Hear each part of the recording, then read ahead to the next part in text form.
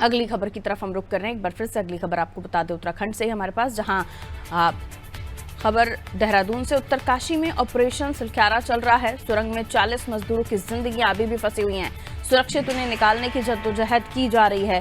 Operation जल्द सफल होने की उम्मीद है। सीएम ने प्रोजेक्ट की समीक्षा के निर्देश भी दे दिए हैं। और हाल ही में जो खबर सामने आ रही है उसमें ये भी कि टनल में दरार पड़ने की वजह से कुछ अब जो ऑपरेशन है और रेस्क्यू किया जा रहा है उसमें तब्दीलियां की गई हैं। और हम जानकारी ले लेंगे, सोनू हमारे साथ बने हुए हैं।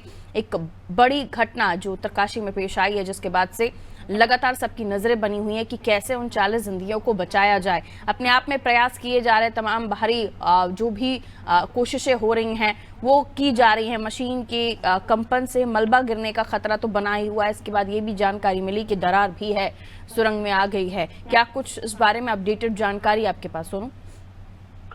देखिए, शासन के स्तर से, प्रशासन के स्तर से, सरकार के स्तर से, राज्य सरकार और केंद्र सरकार की तमाम फोर्सेज के स्तर पे प्रयास जरूर किए जा रहे हैं, क्योंकि कुछ तकनीकी दांव पेच भी इस पूरे के पूरे रेस्क्यू ऑपरेशन से जुड़े हुए हैं। राहत और बचाव के लिए जो ये रेस्क्यू ऑपरेशन किया जा रहा है, प्लान ए, बी और सी के तहत कार्य किए जा रहे हैं। शुरुआती दौर में जब शासन को इसकी जानकारी मिली कि सुरंग में काम करने वाले कुछ मजदूर जो हैं वो फंस गए हैं और भूदशा के कारण वो बाहर नहीं आ पा रहे हैं, तो उसके बाद शासन हरकत में आया और पहले मलबे को हटाने की कोशिश की गई। उसके बाद जब ये प्लान ए सफल नहीं हुआ तो फिर एडवांस तकनीकी वाली ऑगर मशीन को एयरलिफ्ट किया गया और उसको असेंबल करने के बाद पाइप के जरिए ड्रिल किया जा रहा था। क्योंकि उसकी भी एक सीमा है कि 1 घंटे में इतने मीटर ही ये ड्रिल कर सकती है, और उसमें भी कुछ तकनीकी पेच आने के कारण, मलबा और बोल्डर सामने आने के कारण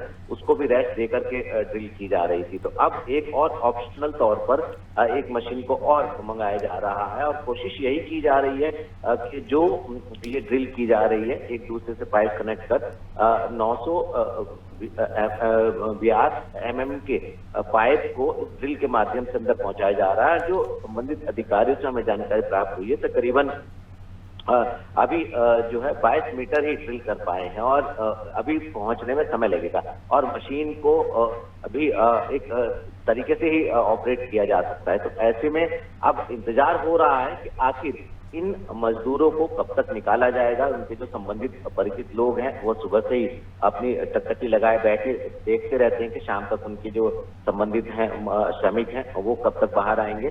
शासन के स्तर पर, फोर्सेज के स्तर पर, SDRF है, NDRF है और तमाम विशेषज्ञों के स्तर पर कोशिश की जा रही है और प्लान सी पर भी काम शुरू हो गया है कि अगर ये मलबा नहीं हटता है और ड्रिल वाला ऑपरेशन पूरी तरह से अगर समय रहते नहीं होता है तो जो दूसरा हिस्सा सुरंग का है उस हिस्से से भी इनको बाहर निकालने की कोशिश की जाएगी।